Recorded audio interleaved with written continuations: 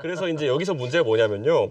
보통 미공표용 여론조사에서는 어떤 일이 생기냐면, 자, 어차피 그 대세에 큰 변화가 없는 상황 속에서는 전화 요금이 오히려 제한 변수가 되는 경우가 있습니다. 그래가지고 보면은 20대에 있어가지고 샘플 수가 많이 차지 않았을 때 거기에 대해서 그냥 중단시켜 버려라.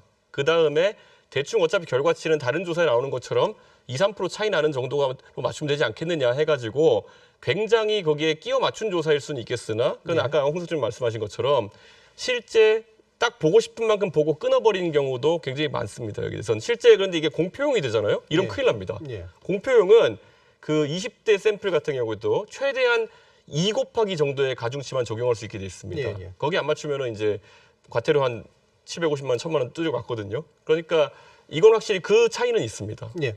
네. 자꾸 이제 명태균 씨에 대한 약간 변호하는 듯한 말씀을 하셔가지고 제가 더 말씀을 안 드릴 수가 없는데요. 저는 공표냐 비공표냐는 전혀 중요하지 않다고 생각을 합니다.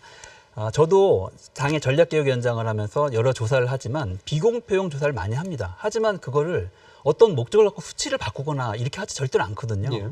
특정한 목적을 가지고 아까 설득할 목적이라고 말씀하셨는데 숫자를 바꾸는 행위 이게 바로 조작이거든요. 여론조사에서는 그것이 공표든 비공표든 간에 조작하는 행위는 절대로 용납될 수가 없는 겁니다. 예. 그 사람한테는 신뢰를 갖고 조사를 맡길 수가 없다. 저는 이렇게 생각을 기본적으로 하고 그런데 이분이 과거에도 보면 데이터를 임의로 사용을 해서 벌금을 맞거나 과태료를 부과받은 경우들이 있었습니다. 예. 조사 설계에 문제가 있어서 적발된 경우들도 있었던 것 같거든요. 저는 그런데 이분이 왜 이렇게 많은 보수 정치인들한테 영향력을 갖게 됐을까?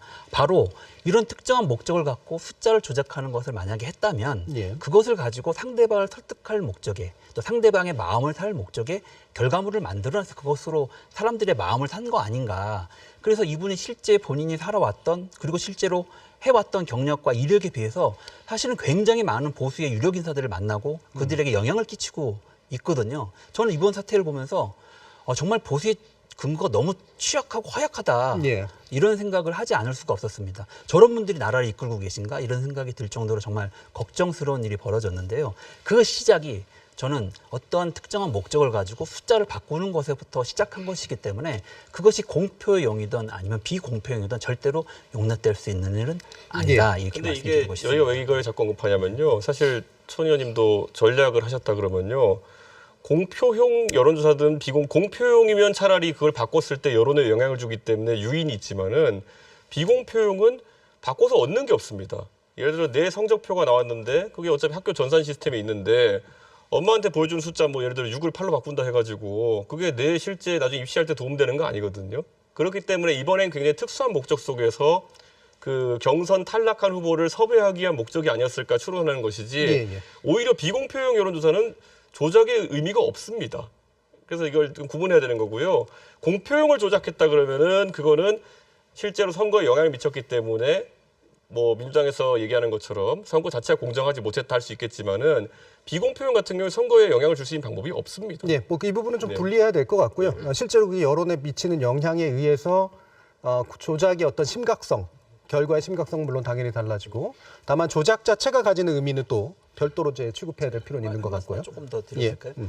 근데 이 여론조사가 사실은 실제 여론조사 결과부터 왜곡되는 과정은 이 수치를 나중에 바꾸는 거 말고도 그 조사 과정에서 데이터를 어떤 데이터를 쓰는 것도 상당히 영향을 예, 주게 예. 됩니다.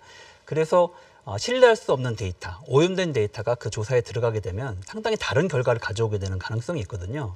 근데 저는 지금까지 설마 그렇게 했으랴 이렇게 생각이 들었는데 오늘 그 녹취를 들으면서 충분히 이 조사 과정에서 오염된 데이터를 사용했을 가능성도 예, 있겠구나라고 하는 의심을 갖게 된 것입니다. 예, 예. 그렇기 때문에 이 부분은 의혹을 해소하기 위해서, 그러니까 그것이 공표용이든 비공표용이든 그랬을 개연성이 충분히 있어 보인다라는 생각을 갖게 된 것이고요. 예. 이것이 의혹이 해소될 수 있도록 정확한 조사, 그러니까 당시에 실제로 데이터가 있었던 서버를 압수해서 조사하는 과정이 필요하다 이런 생각을 하게 됐습니다.